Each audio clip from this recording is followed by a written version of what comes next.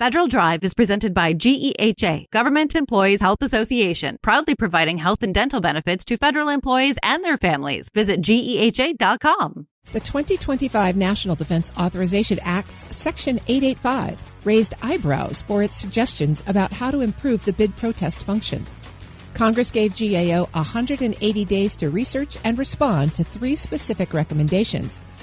GAO's recent response has reengaged the conversation. Here to help us understand the particulars of GAO's response and what it might mean for future bid protests is partner at Hunton, Andrews & Kurth, Eric Crusius. Mr. Crusius, thanks for joining me. Sure.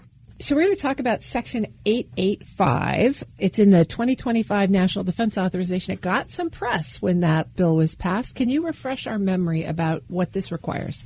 Sure, and this kind of has a longer history. For many years, Congress has been looking at curtailing protests and seeing if protests kind of get in the way of the efficient use of the procurement system, so to speak. There was a Section 809 panel a number of years ago. They looked at kind of refining the protest process to really limit when protests could be filed. And there's been a lot of folks within the Department of Defense, especially who have been looking at kind of curtailing protests, thinking that they really gum up kind of the procurement system, not able to keep up with the Chinese because of it. So this kind of what happened in last year's National Defense Authorization Act, and I say last year even though it's 2025 because we're almost on to 2026 now, is that they wanted GAO to kind of look at protests and answer some questions that they had and see, is this really a problem or not? And that kind of really resulted in this letter that GAO just issued. GAO did just respond and had 3 particular tasks. Let's sort of take them in order. The first one was to assess whether or not there should be a tougher pleading standard for bid protests. So what does that mean, and what did GAO say? So essentially, protesters are in a difficult position oftentimes because they're protesting without a lot of information. So what this kind of question would look at is, should there be something more there besides speculation and besides some kind of bare allegations in a protest? And GAO's answer really is that we already kind of do that. We already don't take protests. We dismiss them if they just contain essentially wild allegations without any kind of substantive something behind it. There's obviously a recognition that there's no record in place when a protest is filed, or at least a record that the protester or their attorneys can see. So in that respect, there has to be some kind of measured review of a protest to see, all right, is this enough or is this just kind of wild speculation? And GAO has said they want to kind of look at that and refine that standard a little bit, but it's not going to change much what they do. They already dismiss protests that are not essentially based in any kind of factual foundation. So not a whole lot of change to the pleading standards, probably. Probably not. I think we'll see some marginal protests maybe dismissed that weren't dismissed before because they're taking a closer look at it. But they, in the letter, they pretty much said this is a standard we already use. We're just going to formalize it now, but it's baked into our case law. So the second task they had was to provide cost benchmarks for existing protests. And they basically came back and said the data doesn't exist to do this. How do you read that response?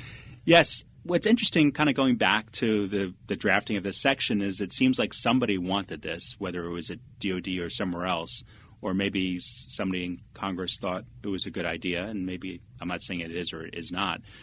But it's tough because DOD is essentially saying, we just don't collect this data, we don't have it, so we can't really tell you kind of what protests do to the system from a cost standpoint. All we can do is tell you kind of how often protests are filed, kind of comparative to the number of procurements that we have. And that, again, that's not as much as people think. I think protests are an easy target, and you hate them until you have to file one. But if you look at the statistics, they really do not impact the vast majority of procurements that are out there.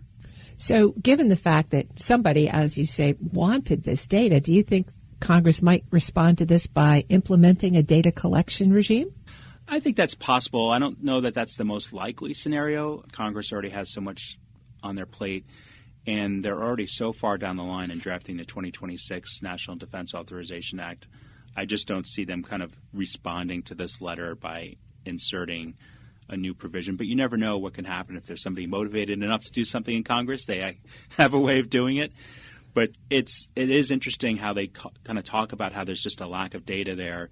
And again, I think it kind of goes to the theme of this letter is that maybe the protests aren't too disruptive or as disruptive as a lot of people think. I'm speaking with Eric Crusius. He's a partner at the law firm Hunton, Andrews, and Kurth. Well, to your point, GAO reports that actually it's less than 2% of DOD procurements are protested. So we think that this is a big deal, but in the scheme of things, it may not be. Right. And even if you look at those high-dollar procurements, which are more likely to be protested, I think they said over $1 billion, just 7.5% are protested, so less than 10% of high-dollar DOD procurements are subject to protest. And when you think about it, that's a fairly small number when the government is spending this much money. You know, you have a system where a contractor can come in and essentially have an audit done of the procurement and how it was awarded, and only 7.5% of the time a contractor chooses to do that. That demonstrates that contractors are using a very measured approach to do that. Just because they've spent hundreds of thousands, sometimes more dollars in putting in a proposal doesn't mean that they're necessarily going to spend the $100,000 or whatever it is to protest that. And of course, this is GAO, not necessarily Court of Federal Claims statistics. That actually gets to the third task that GAO had, and it was probably the most controversial feature of Section 885 when it was written, which was loser pays. Simply stated. Tell us a little bit more about the provision and what GAO said about it. Right. So this provision would have, if you file a protest at GAO and you take it all the way to the end and it's not successful, then the loser of that, the protester would have to pay for those lost costs for filing that protest. And GAO again came and said, this is not really information we collect. This would be difficult information for contractors to collect. Because there are circumstances that I've seen before where an incumbent contractor will file a protest and the kind of net effect of that is that they get to keep working on the contract because there's a stay at GAO. And that, those profits that come from that contract obviously go to that contractor. And is there a way to kind of grab those profits from that contractor when they file a protest without much merit? And it seems like they're filing that again under this is more trouble than it's worth. And this may have the effect also of there's two potential side effects to something like this, even these provisions as a whole. One is it will give less confidence perhaps in the procurement system because there are companies out there that they're spending a lot of money to put in a proposal to offer a solution. They're putting a lot of people on these proposals. And if they don't have confidence that they have some way to kind of have a review of a procurement where something went terribly wrong, they may not submit a proposal. They may not spend the time and effort to do so, so it may limit the competition in the space. The other potential side effect of something like this is it would push people to the Court of Federal Claims where there would be no such solution. The court is already fairly busy right now. Protests are more expensive there. Stays are not automatic there, but oftentimes Department of Justice will agree to stay to avoid the litigation costs of going and litigating a stay. And I think oftentimes Court of Federal Claims judges like it when the parties agree on a stay of some kind. But this would push a lot more companies to file protests at the Court of Federal Claims. So it's not necessarily going to cut down on protests. It may just change the venue on where these protests are filed. The 2026 NDAA is in conference, or at least both chambers of Congress have put forward their versions of it. How do you think the GAO response to these tasks is going to play into the conversation for the 2026 version? I think it goes into a comment that you made before, and that kind of talked to, will Congress maybe ask for more data and require DOD and GAO to essentially provide more data?